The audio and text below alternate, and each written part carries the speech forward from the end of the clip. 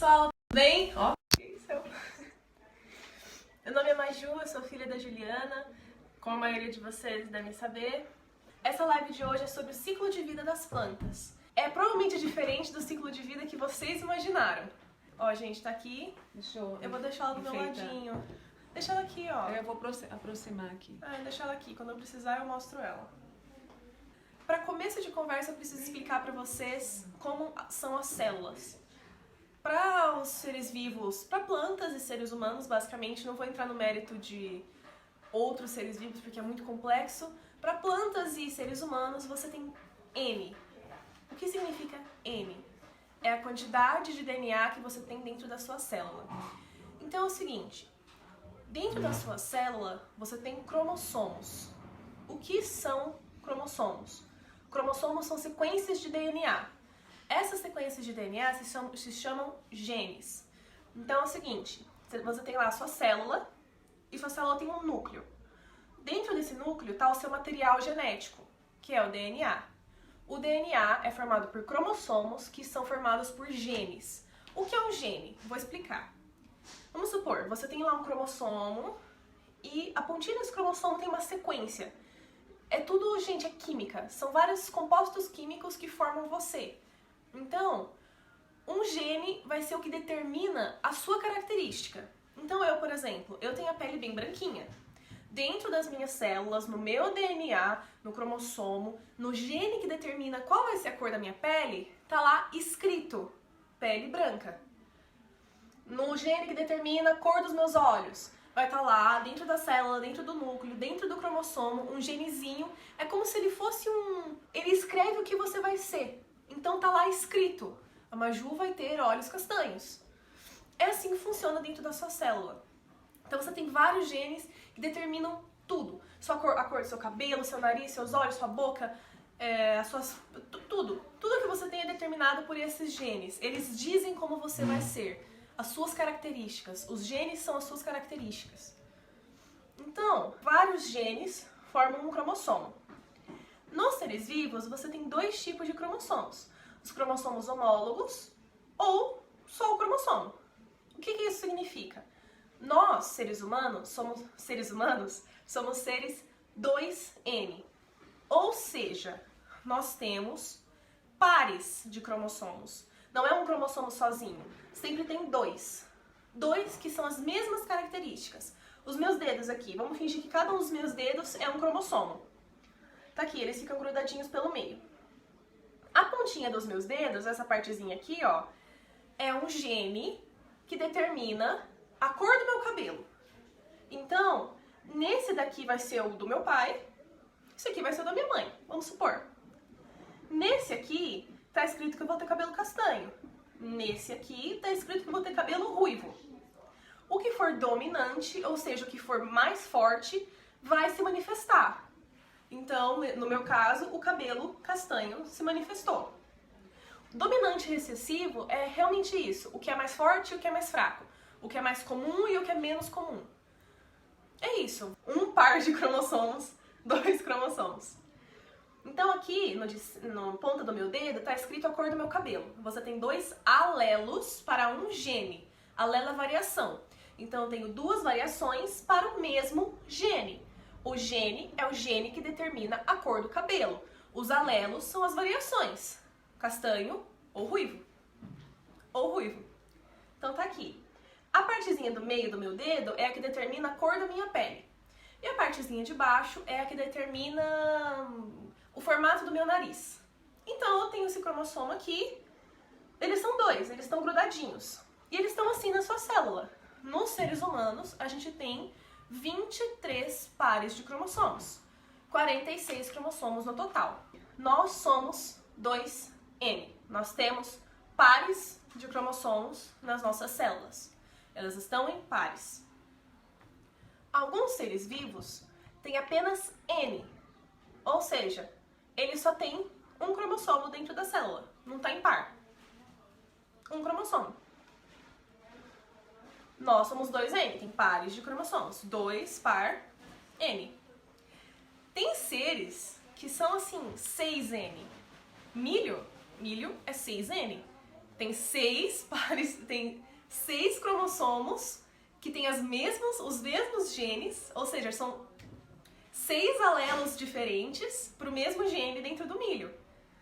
E não faz muita diferença. Esse 6N a gente forçou a ser. Porque o que acontece? Na sua célula, tudo se encaixa. Daqui a pouco eu vou falar de divisão celular e vocês vão entender. Na célula, quando a célula vai se dividir, quando a célula está fazendo seu ciclo vegetativo, que a gente chama, que é quando ela está só vivendo, ela produz proteínas. Então, o seu núcleo determina quantas proteínas você vai produzir. Então, vamos supor que dentro do milho, o milho era 2N originalmente. Você tem um genezinho que determina que ele vai produzir 5 gramas de proteína. Beleza. Se eu colocar mais um, ele vai produzir 10. Se eu colocar mais um, ele vai produzir 15. Mais um, nananana. Então, por manipulação genética, a gente fez o milho, por exemplo, virar 6N. Porque ele produz mais, fica aquele milho gordinho, amarelinho, que a gente conhece, que a gente gosta. Eu vou pôr mais pra cá que eu vou matar essa planta. Então, é assim que é dentro das nossas células. Qual que é a vantagem de você ter 2N ao invés de N? Pra que você vai ter 2? Tá ocupando espaço, tá lá pra quê? A resposta é muito simples. Doenças genéticas. Lembra que eu falei de recessivo e dominante? Vamos supor que você tá lá, tem 2 gametas. Eles vão fecundar e vão formar uma célula filha, certo? Vamos supor que o pai tem uma doença recessiva, tem uma doença genética que é recessiva, e que a mãe não tem essa doença. Quando você junta esses dois, lembra que eu falei que tem um recessivo e um dominante? Que só o dominante se manifesta? Ou seja, se o pai tem a doença, vai passar essa doença para o filho, só que ele não vai ter essa doença. Porque ele tem o recessivo, só que quem vai se manifestar é o dominante. E ele não vai ter essa doença genética. Quando você é um ser N, você não tem pares, você tem um só. Se esse umzinho tiver essa doença, ela vai se manifestar, acabou. E a planta morre. O bicho morre, o ser morre. Se você tem 2, o dominante vai se manifestar e o recessivo fica para fora. Para nós humanos, termos uma doença genética, tem que ser 2 pais com a doença e mesmo assim ainda tem só 25% de chance que essa doença vai se manifestar em você. Entendeu a vantagem? É muito melhor, muito mais vantajoso um ser 2N do que N. Porque se eu tiver uma doença recessiva, eu for N, eu sou N, e eu tenho um filho, ele vai ter essa mesma doença recessiva. Se eu for N, se eu for 2N e eu tiver um filho, a chance de ele ter essa doença vai ser muito menor. Muito, muito, muito menor. Porque primeiro que o parceiro vai ter que ter essa doença e ainda vai ter que juntar os dois, ainda só tem 25% de chance de acontecer. É muito pequeno. Então é muito mais vantajoso você ser 2N do que ser N. É mais fácil, você vive mais. As chances de você passar para frente essa doença são menores. A gente entra em divisão celular, que eu vou precisar para explicar para vocês os ciclos de vida. Divisão celular é literalmente quando a célula se divide. Tem 2 tipos de divisão celular, mitose e meiose. Mitose a gente chama de equacional. Por quê? A sua célulazinha tá lá, ela tem 23 pares de cromossomos, 46 cromossomos no total, ela multiplica esses cromossomos, depois ela se divide em 2 e fica 46 para cada. Equacional, mitose. A meiose é exatamente o que o nome diz. Metade, meio. Você tem uma célula com 46 cromossomos, essa célulazinha tá lá, ela se divide e ela forma uma célula com só 23 cromossomos, com a metade do que ela tinha originalmente. Ela tinha 46 e ela dividiu em 23. Na meiose, na verdade, é diferente. Na meiose, a célula tem 46, ela multiplica por 2 e depois ela se divide em 4. Então, é por isso que eu falei, ela multiplica, só que ela se divide em 4. E no final, cada célula fica com 23. Então a gente chama esse processo de divisão de reducional, porque você reduz a quantidade de cromossomos dentro da célula. Isso é mitose e meiose. Nós, nos humanos e a maioria dos seres 2N, fazemos meiose para produzir gametas. O que são gametas? São células que são usadas para reprodução. Então, o gameta de nós, nós somos 2N. Os nossos gametas são N. Por que eles são N? Para se juntar com outro N e formar uma célula filha, literalmente, 2N. É assim que funciona para nós. Nós temos lá o óvulo da mulher, que é N, e ele se junta com o espermatozoide do homem, que é N, e eles formam uma célula filha, que é o embrião, o zigoto, que vai virar o bebê, que é 2N. Essa é a vantagem. Você tem mais variabilidade genética, assim que a gente chama. Porque não é interessante para os seres vivos manter as mesmas características. Por quê? Porque eu, como ser vivo, tenho características recessivas. Recessivo não é vantajoso para a espécie. Então, se eu só tiver filhos que são iguais a mim, eles vão ter esses mesmos defeitos, esses mesmos genes recessivos. E se eu me juntar com outro e juntar metade dos meus e metade dos deles, vai sair um ser que tem menos recessivos e mais dominantes. Nós fazemos meiose para produzir gametas para reprodução. Nós fazemos mitose para literalmente qualquer outra coisa. Você cortou a sua pele, você fez um cortinho aqui. Você machucou essas células que estão aqui, elas vão morrer. Morreram essas células, as células em volta vão fazer mitose e fazer outras células e vai curar o corte. É assim que é para esse tipo de coisa que você usa uma mitose. A criança crescendo, pura mitose, ela faz um monte de mitose, porque ela está aumentando de tamanho. Não é a célula que fica mais gorda, aumenta a quantidade de células. E aí, com isso, eu consigo entrar em ciclos de vida. Nós temos 3 tipos de ciclos de vida: haplobionte, diplobionte e haplodiplobionte. Haplobionte é o ser que passa a vida inteira sendo N. Ele é N, ele fica N e para se reproduzir ele se divide. Só isso. Exemplo, bactéria. A bactéria não se junta com outra bactéria para ter um filhinho bactéria. Ela se divide em 2, sai a bactéria filha, que é idêntica à bactéria mãe. Ela só se dividiu em 2. É a mesma célula, só que agora ela está em 2. Haplobionte, ela fica a vida inteira sendo N. Ela não tem par, ela só tem N. Ela tem um cromossomo de cada tipo. Depois a gente tem o diplobionte. Bionte, bio é vida, di é 2. 2N, ciclo de vida 2Ns. Como, por exemplo, nós. O único estágio dos seres diplobiontes que eles têm N é nos gametas. Só que os gametas, tecnicamente, não somos nós. Ainda não. O gameta é só um método de reprodução. Não é ainda um ser vivo. E, por fim, tem o ciclo haplodiplobionte, que é difícil de falar. Por isso eu vou chamar ele de metagênese, que é o ciclo de vida das plantas. O que isso significa? Metade da vida das plantas, elas são N, e na outra metade, elas são 2N. Elas são os 2. Quando eu descobri isso, foi esse ano, esse bimestre, eu fiquei chocada. Chocada! Como assim a planta é N, 2N? Achei que a planta era só 2N, que ela era diplobionte, que ela ficava a vida inteira dela lá sendo 2N. Mas não. As plantas elas fazem metagênese. Elas são metade da vida delas N, é outra metade 2N. Só que tem um motivo pelo qual fiquei tão chocada que eu vou explicar pra vocês depois. O que é a metagênese? Você tem 2 estágios de vida, o estágio 2N e o estágio N. O estágio 2N, ele faz esporos. Ele é um esporófito, ele produz esporos. Esses esporos formam os gametófitos, que formam gametas.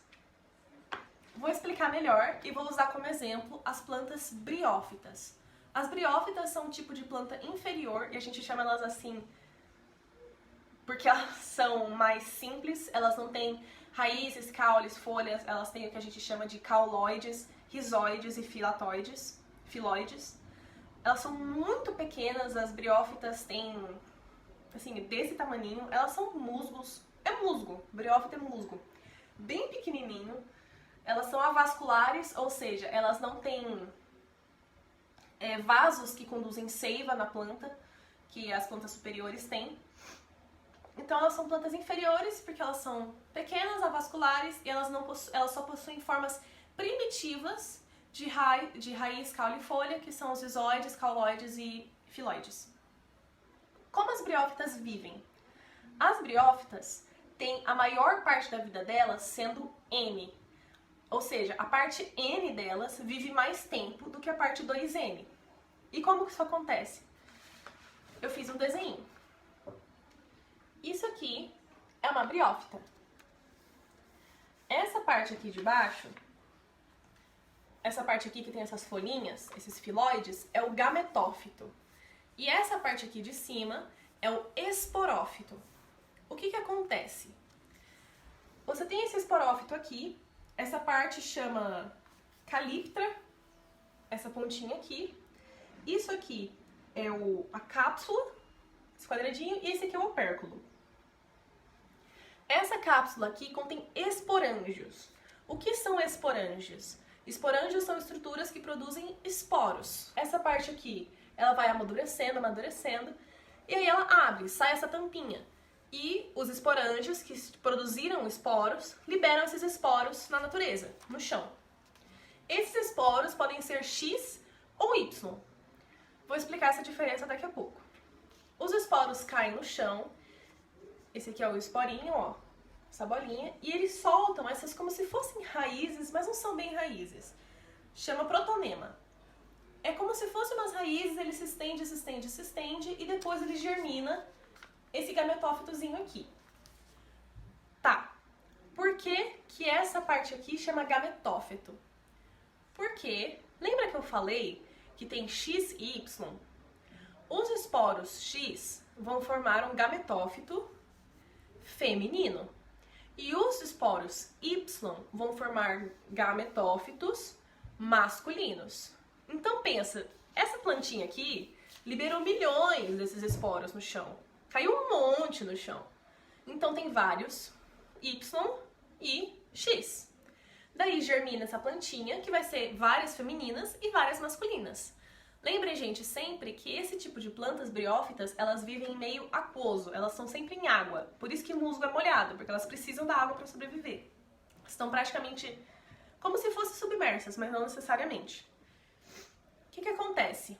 Essa parte da planta chama gametófito porque ela vai produzir gametas. A parte feminina vai formar como se fosse um óvulo nosso, só que tem outro nome, chama oosfera. Chique, né?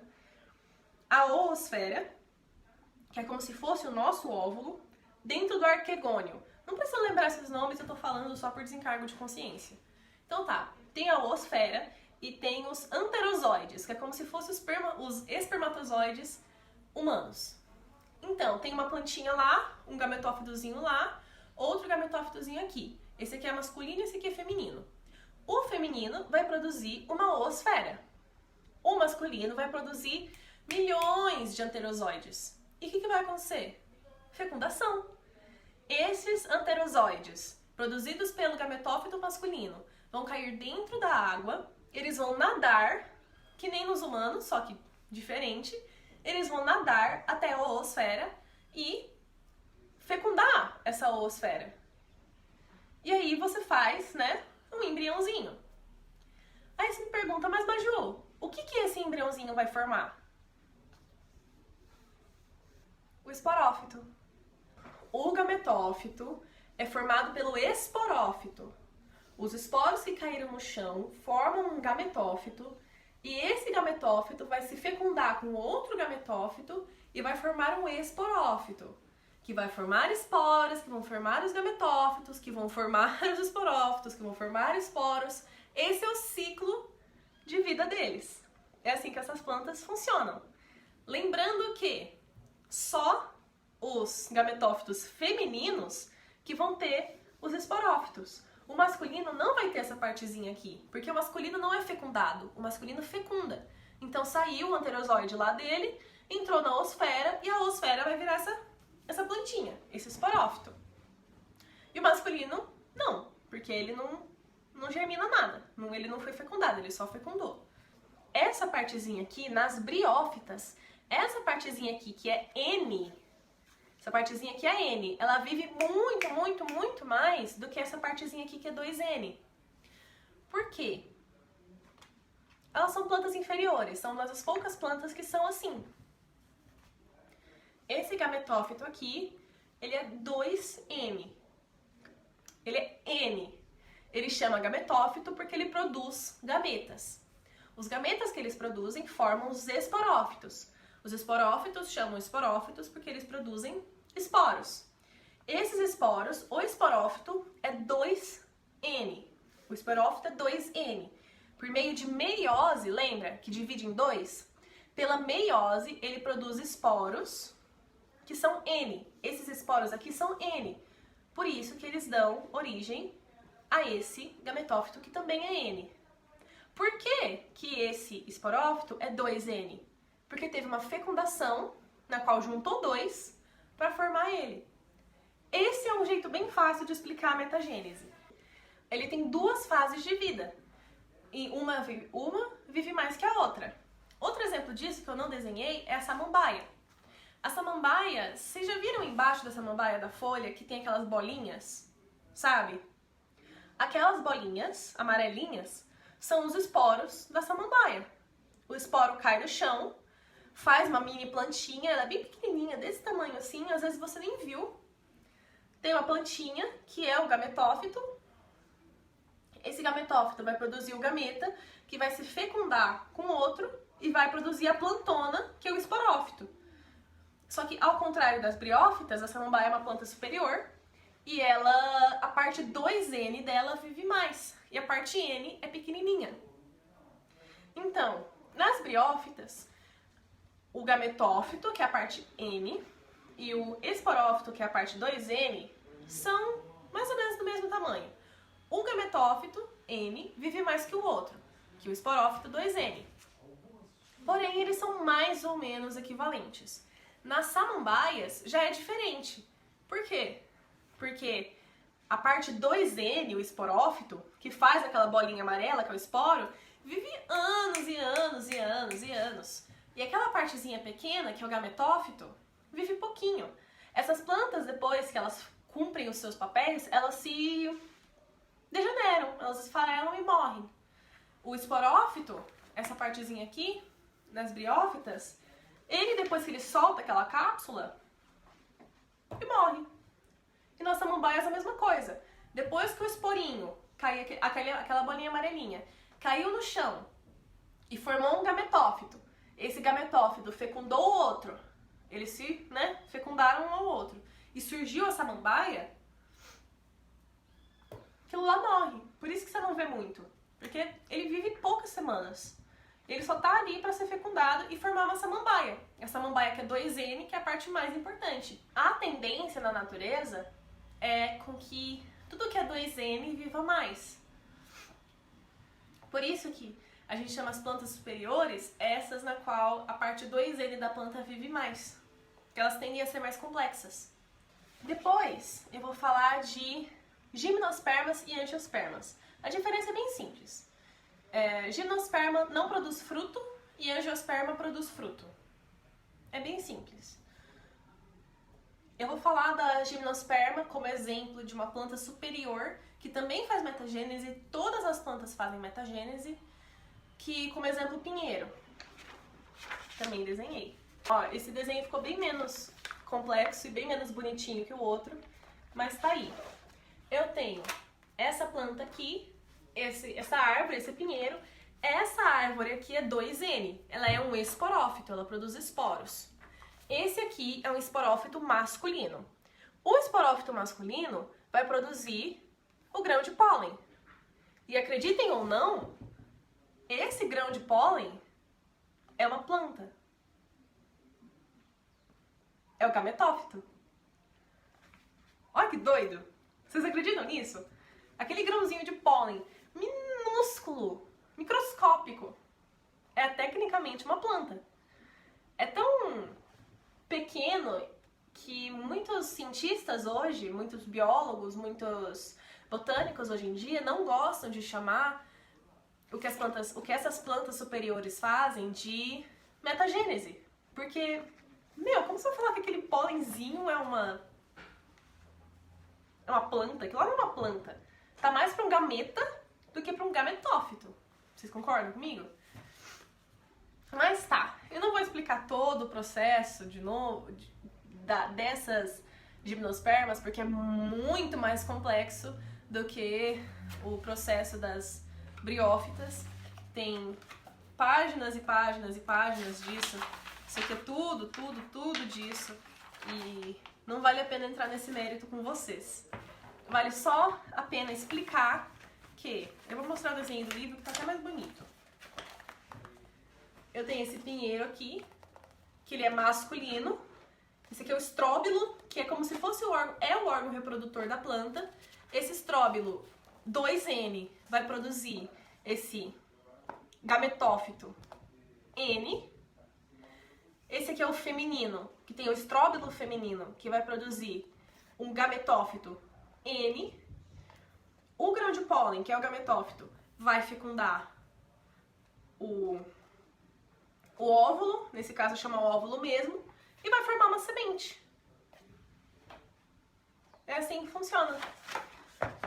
Nas plantas superiores, é muito bobo chamar de metagênese, porque vocês não concordam que é muito semelhante com o nosso ciclo de vida?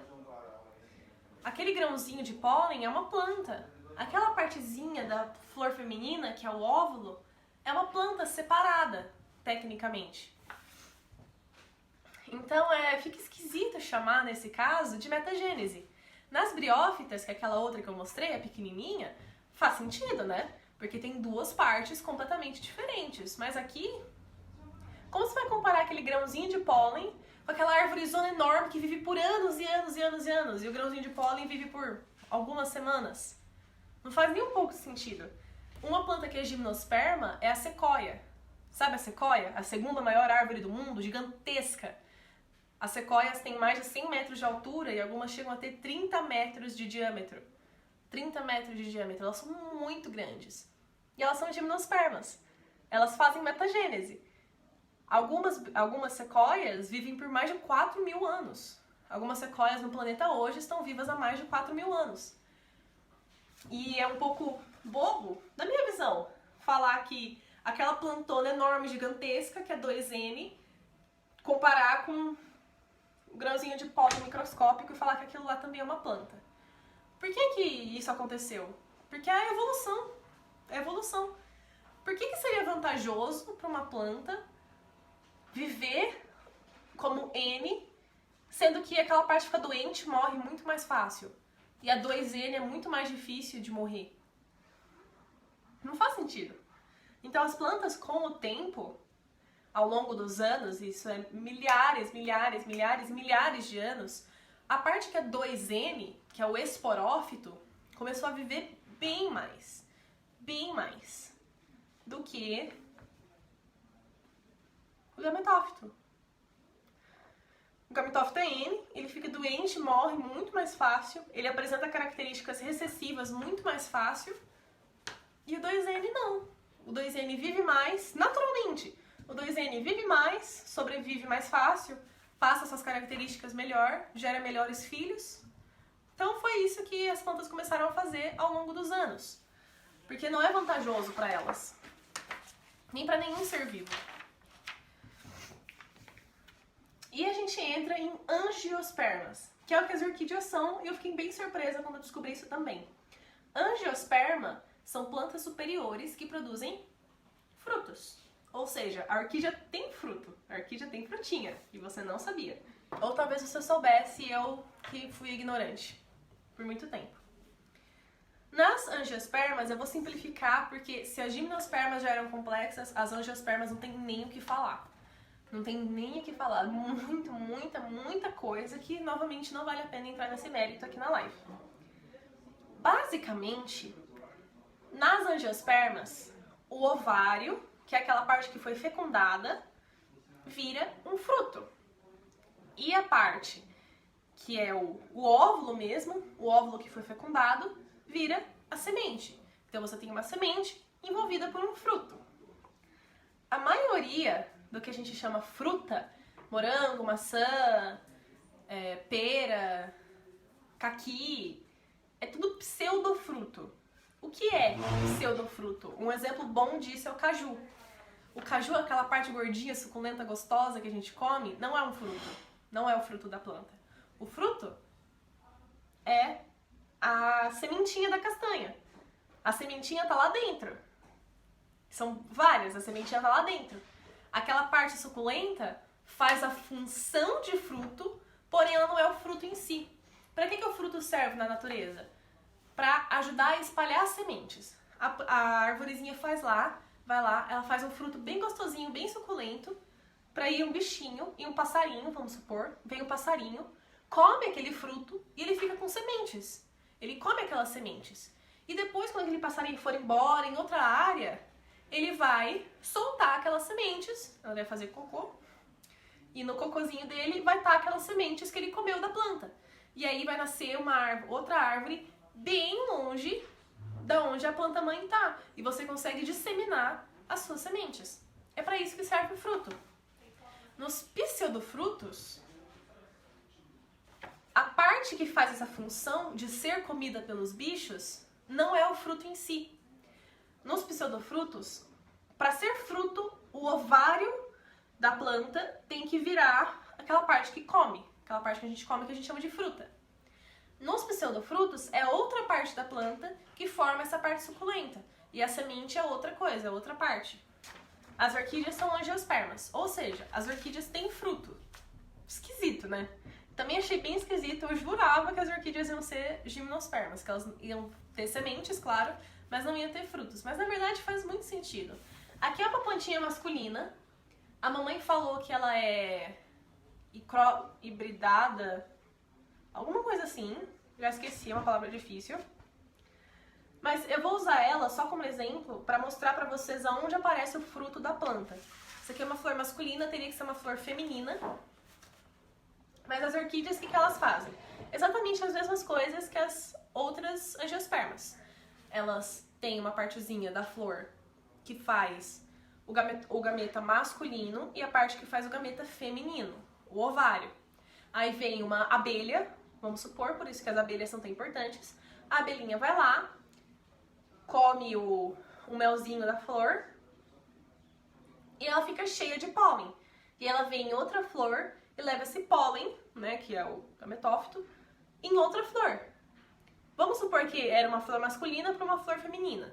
Ou seja, levou o pólen da flor masculina e trouxe aqui nessa florzinha feminina.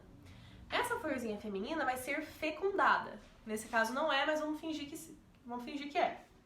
Essa florzinha feminina vai ser fecundada. E aí o que vai acontecer? Essa flor aqui vai murchar e ela vai morrer. Atrás da flor, nessa partezinha aqui, vai formar como se fosse uma bolsinha. Pelo que eu tava lendo, eu dei uma estudada, existem muitos e muitos e muitos tipos de fruto da flor, que é difícil de classificar, mas de forma geral todos eles parecem uma cápsula. Não parece uma fruta que a gente come, é uma cápsula. Por isso que eu achava que orquídea era gimnosperma, porque pra mim, orquídea não tinha fruto, mas tem. E aí o fruto vai se formar aqui atrás, ele é como se fosse uma cápsulazinha, e dentro dessa cápsula tem milhões e milhões e milhões e milhões e milhões e milhões de sementinhas microscópicas. Como você diferencia flor feminina e masculina? Não tem muito como, tem algumas características que você pode perceber. Sabe passarinho? Que nem, eu vou dar o exemplo do pavão. O pavão, aquele que a gente vê que é azul, vistoso, bonito, que tem aquele atrás, ele é o pavão masculino, porque ele precisa chamar a atenção da pavoa feminina. A pavoa feminina, se você for ver, ela é marronzinha, sem cor. E para as plantas é mais ou menos isso. Se você quiser identificar se a sua planta é masculina ou feminina, não tem muito como saber, mas uma forma boa de ter uma noção, não é certeza 100%, mas uma forma boa de ter uma noção, é se ela for bem vistosa, que nem essa aqui, ela é bem colorida, tem várias cores. Ela é bem vistosa porque ela precisa atrair insetos para polinizar. A flor feminina não vai ser assim, ela vai ser branquinha, amarelinha, verdinha. Então é assim que você consegue ver a diferença. Muitas vezes, na maioria das plantas, não tem como saber. A não ser que você vai lá, olhe microscópico, procure o ovário, procure a parte que produz o pólen e tal, mas algumas plantas têm os dois. Enfim, outro mérito. Mas só pra responder a sua pergunta, se ela for colorida, vistosa, ela é masculina.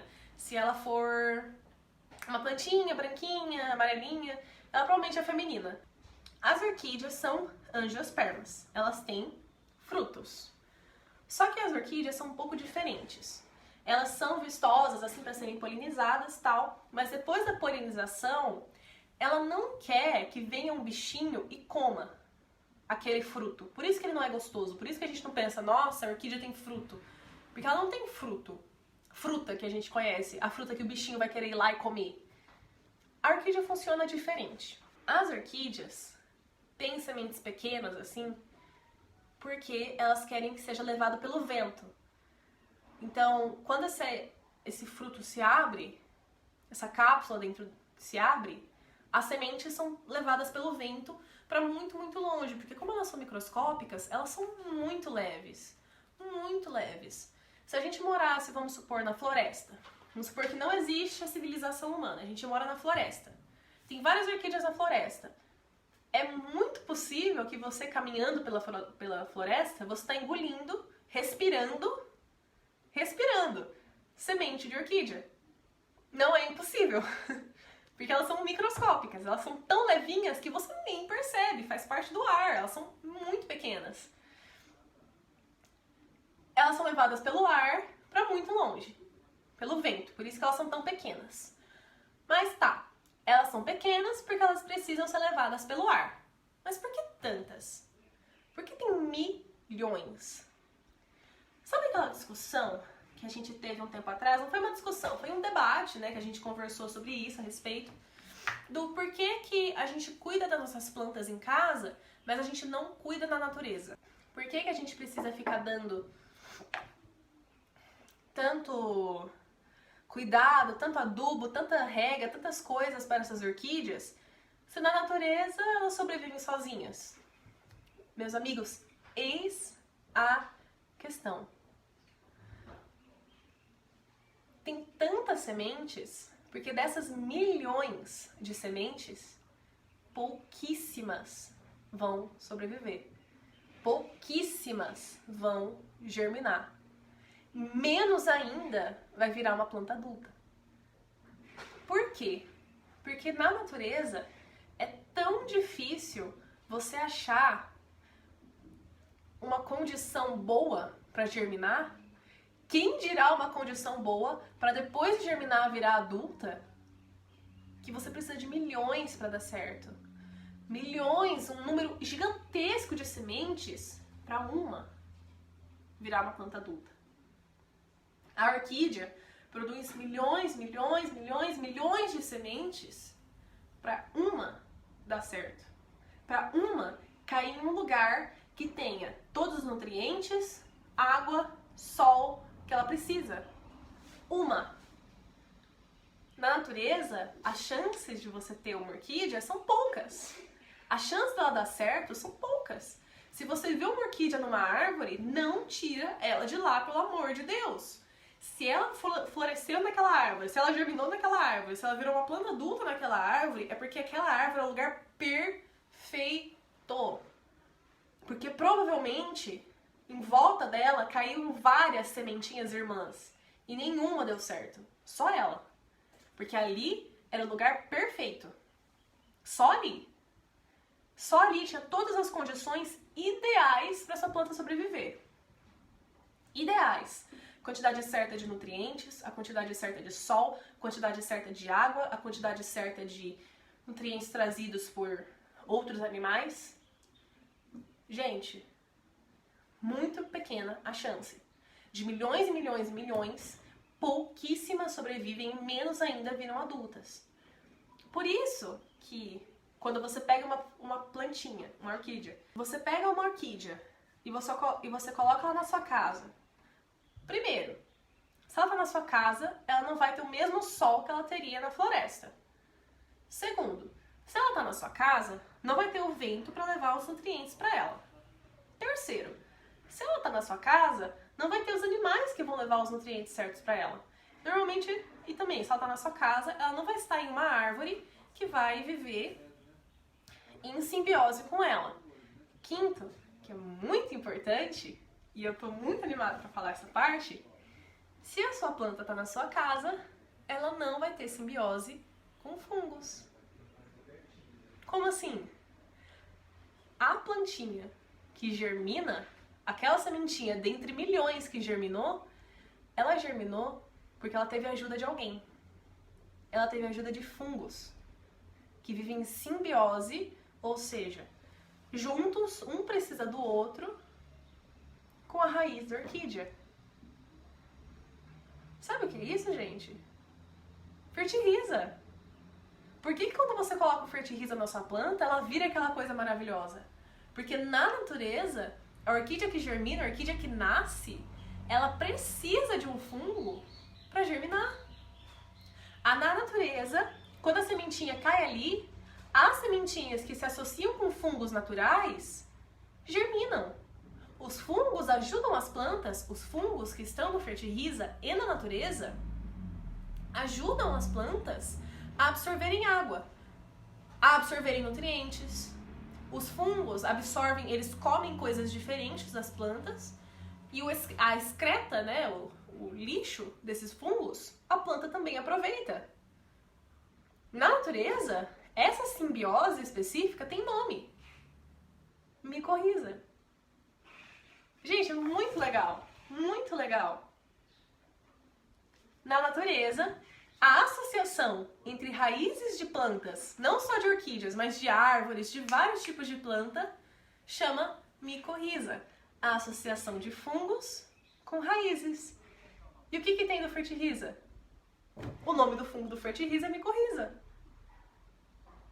Por isso que é tão importante, na sua casa, você colocar água, adubação correta e principalmente fertiliza, porque na natureza a sua plantinha vai ter isso.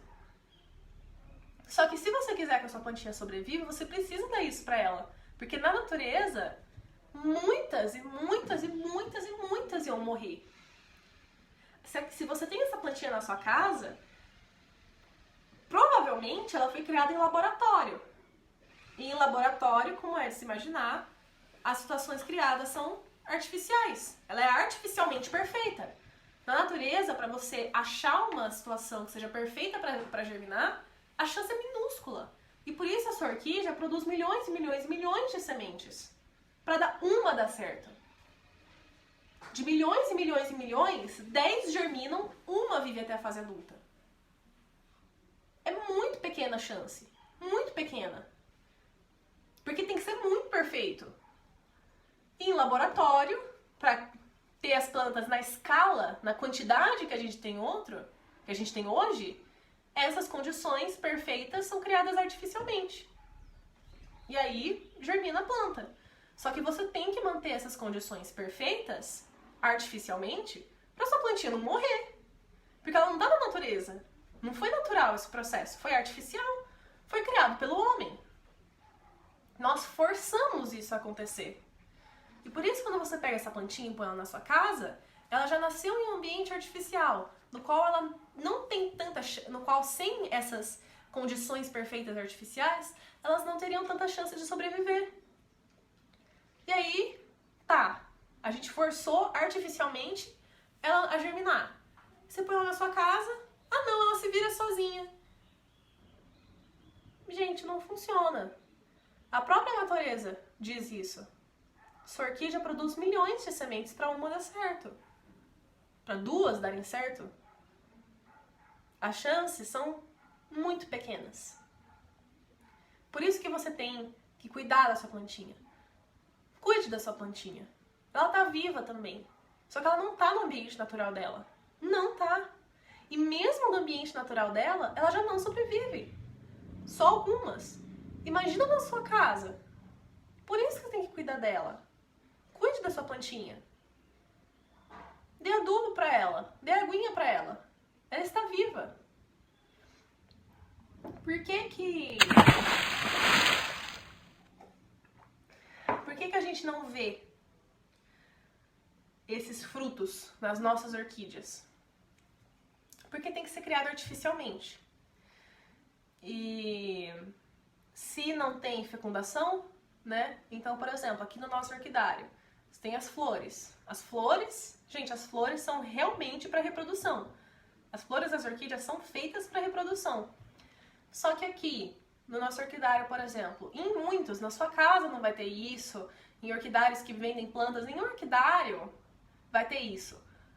Nos laboratórios de produção de orquídea vai ter, mas em orquidário não tem fecundação. Porque para ter fecundação, você precisa ou de insetos que vão fazer essa fecundação. Aqui no orquidário não tem abelha. E na sua casa também não deve ter, né? Porque é a abelha que vai fazer essa fecundação, que vai pegar o pólen da flor masculina e levar na flor feminina. Se não tiver isso, não vai ter fecundação. Ou, no caso dos laboratórios, fecundação artificial. Mas aqui no orquidário a gente não vende plantinha masculina e leva na plantinha feminina, plantinha masculina e leva na plantinha feminina, a gente não faz isso. Quem faz isso é o laboratório. Na sua casa eu acho que você também não faz. É por isso que você não vê esse fruto. Porque se a sua flor não é fecundada, ela morre. E a sua flor masculina, como ela fez a parte dela, ela morre. Se ela fecundar alguém, ela morre. Se ela não fecundar alguém, ela morre. A flor feminina, se ela for fecundada, ela morre e vira fruto. Se ela não for fecundada, ela só morre. É por isso que a gente não vê. Por isso que eu fiquei tão surpresa. Quando eu fiquei, nossa, mas orquídea é angiosperma? Orquídea tem fruto? É, só que a gente não vê esses frutos. Porque na nossa casa a orquídea não é fecundada. A Bianca Pacheco, sabia que você ia estar aqui. Tava te esperando, acho que eu não vi seu comentário antes. Que bom que você está aqui. A Bianca Pacheco fez um comentário bem legal. Ela falou, em casa... Calma que sumiu já. Em casa nós enchemos de inseticida, ninguém chega perto das nossas plantas. Exatamente. Na natureza, além de já ser muito difícil achar um lugarzinho que vai dar a minha aguinha, meus nutrientes e minha luz, ainda tem um monte de inseto que ataca a sua planta. Aliás, a plantinha na natureza. Exatamente como ela falou, em casa a gente enche de inseticida pra ninguém matar a nossa plantinha. Imagina na natureza. O quanto de planta não morre porque foi atacada por inseto. Então, gente, é muito legal. Eu achei muito bacana descobrir isso sobre o Fertiliza, que eu não sabia, que para a sua plantinha nascer, ela precisa dessa associação com fungo. É bem legal. E eu não sei como funciona em laboratório de produção de orquídea, mas eu imagino que eles também usam esse fungo para nascer uma plantinha ali. Imagino que é necessário, porque na natureza... A gente muitas vezes pensa que cada plantinha, cada ser é individual. Que a planta nasce sozinha, que a árvore nasce sozinha, que o bicho se vira sozinho, mas não é bem assim. O fungo não se vira sozinho, a orquídea não se vira sozinha, a árvore não se vira sozinha, ninguém se fecunda sozinho. Nesse sentido, as briófitas, que foi o que a gente falou no começo, que são plantas inferiores, elas são mais independentes do que as plantas superiores. As briófitas dependem de água. Elas nascem em meios aquosos porque o anterozoide da briófita, ele nada pela aguinha. Em plantas superiores em que não tem água, elas dependem de outras partes da natureza para fecundar e existir. Nós, seres humanos, somos muito independentes nesse quesito. Outros animais também, né? Fecunda ali... faz, tem que fazer e pronto, acabou. Mas as plantas, os fungos, as bactérias, dependem muito um do outro. E a gente também. Por que é tão perigoso ficar tomando antibiótico? Não é pra matar bactéria, né? Porque o que tem de errado? Que tem bactéria boa, tem bactéria ruim. Quando você toma antibiótico pra matar uma bactéria que tá te deixando doente, você também tá matando as bactérias que estão te deixando vivo. A sua flora intestinal. Você só tem vitamina K, por exemplo, por conta de bactérias no seu intestino. Na natureza também é assim. Então, gente, se ficou alguma dúvida, podem... Eu acho que eu vou encerrar essa live por aqui. Eu já não tô aguentando mais falar.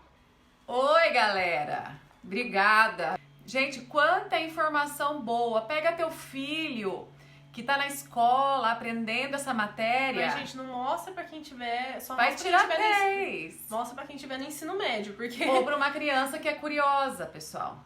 Bem legal. Gente, obrigada, amor. De nada, mamãe. Deus te abençoe. Tá?